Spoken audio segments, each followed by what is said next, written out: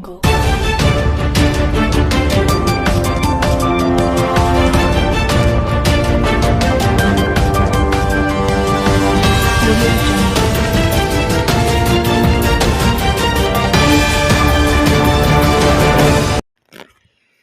दादरी विधानसभा में राजा मीर भोज की मूर्ति के जो प्रकरण में गुर्जरों के साथ हुआ, उस अन्याय को लेकर दिल्ली में भी मुखिया गुर्जर ने हुंकार भर दी है। मुखिया गुर्जर ने बताया कि 650 ईस्वी से लेकर 1027 ईस्वी तक गुर्जर प्रतिहार राजवंश के राजाओं ने राज किया था।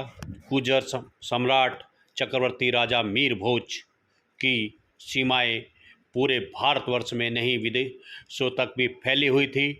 उन्होंने बताया गुर्जर समाज को यदि सम्मान नहीं मिला तो पूरे भारत का गुर्जर एक होकर जगह जगह ऐसी महापंचायतें और भी हुई।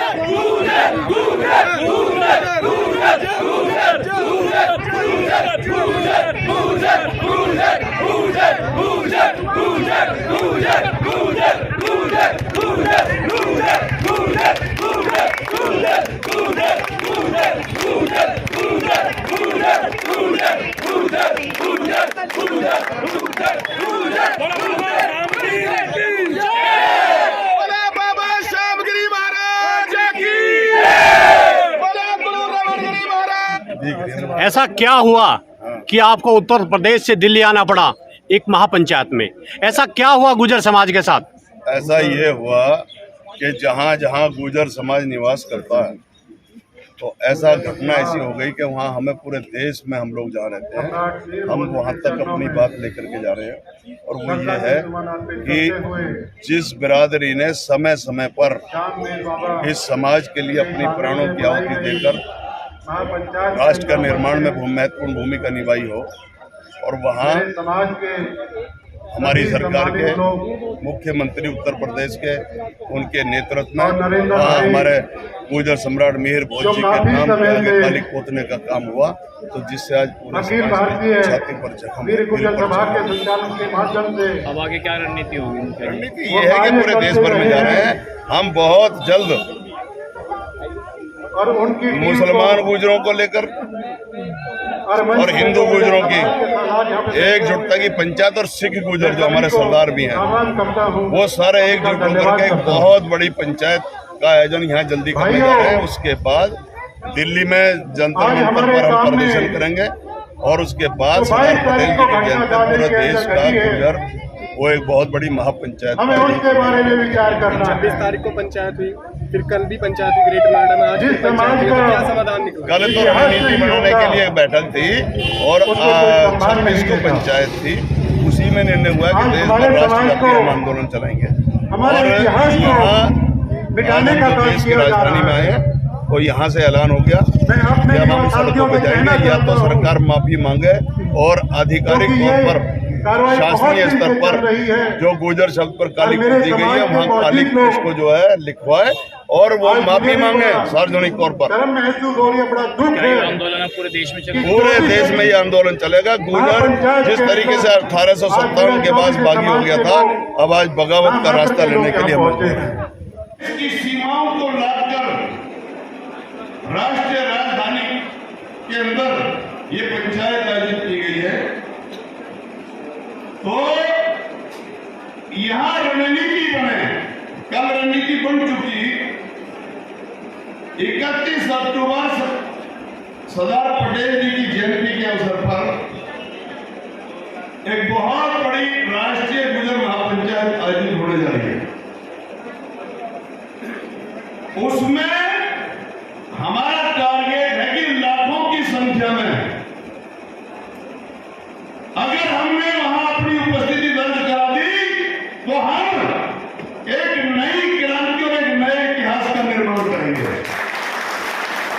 समाज, पूरे भारत का गुर्जर समाज जगह जगह महापंचायत कर रहा है, ऐसा क्या हुआ गुर्जर समाज के साथ?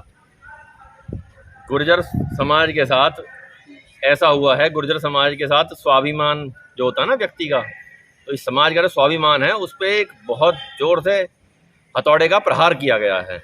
ये हुआ है गुर्जर समाज के साथ। जो वहाँ से गुर्जर प्रतिहार सम्राट मिहिर भोज की दादरी में जो मूर्ति जिसका अनावरण होना था, उसके आगे से जो गुर्जर शब्द पे कालिक पोती गई है, पेंट लगाया गया, काला पेंट कार्यक्रम से पहले, ये तो वो गुर्जर पूरे गुर्जर समाज के पास, मतलब पूरे देश के गुर्जर समाज के मुंह पे कालिक पोती गई है। वो गुर्जर शब्द पे कालिक नहीं पोती गई, वो पूरे देश के गुर्जर समाज के मुंह पे कालिक पोती हुई है और सबके मुंह पे पोती हुई है कालिक।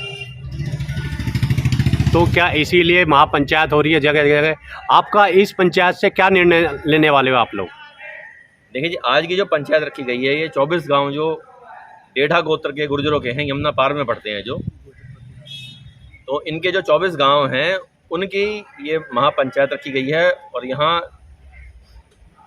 जो पावन धरा है ये बाबा श्यामगिरी मंदिर, तो इसके जो हमारे महंत हैं परम पूजनीय रमणगिरी महाराज जी, उनके आदेश अनुसार आज निर्णय लिया जाएगा कि एक गुर्जर प्रतिहार सम्राट मिहिर भोज की और दूसरी बाबा श्यामगिरी की भव्य प्रतिमाएं बनाई जाएं और उनको यहाँ पर स्थापित किया जाए। अनुराग जी, मैं एक बात और पूछना चाहता हूँ। आप लोग कहते हो कि राजा सम्राट मिहिर भोज गुर्जर थे, लेकिन कुछ राजपूत समाज के लोग कह रहे हैं नहीं वो तो राजपूत थे, इस पे आप क्या टिप्पणी करना चाहेंगे? नहीं, राजपूत लिखा कहाँ है उन्हें, ये तो बताओ आप मुझे। 1300 से पहले तो ये शब्द भारतीय इतिहास में मिलता नहीं है कहीं भी। उन्हें तो जहाँ भी लिखा हुआ है गुर्जर ही लिखा हुआ है। अल मसूदी आया 911 में, उसने भी, जो बगदाद का इतिहासकार था, उसने फारसी भाषा में उसने भी इन्हें गुर्जर और इनके देश को गुर्जर देश लिखा, गुजरातरा लिखा जो, और इनका गोत्र प्रतिहार बताया। यही चीज़ लिखी सुलेमान ने, जो जिसका नाम था सुलेमान त्वाजिर, अरब का इतिहासकार था, 851 ईस्वी में। वो तो गुर्जर प्रतिहार सम्राट मिहिर भोज के शासनकाल में ही आया। तो इतने स्पष्ट रूप से प्रमाण है और लोगों को पता है, ये ऑलरेडी एस्टेब्लिश्ड है चीज़ें, ये पूरे विश्व में एस्टेब्लिश्ड है। तो इन पर तो कोई विवाद करने की जरूरत ही नहीं है। कुछ लोग जो कर रहे हैं तो वो अपनी पता नहीं किस मानसिकता के कारण या अपनी राजनीति चमकाने के कारण, उस कारण से कर रहे हैं। अच्छा अनुराग जी, एक बात और आप बताएं, सम्राट राजा मिहिर भोज कौन से सन से कौन के सन तक उन्होंने राज किया और उनका राज कहाँ तक फैला हुआ था? भाई साहब, राजा और सम्राट में बहुत डिफरेंस है। सम्राट होता है बहुत बड़ा और राजा होता है बहुत छोटा। बहुत सारे राजाओं के ऊपर जो होता है वो महाराज होता है, और बहुत सारे महाराजाओं के ऊपर जो होता है उसे बोलते हैं सम्राट, और बहुत सारे सम्राटों के ऊपर जो होता है उसे बोलते हैं चक्रवर्ती सम्राट।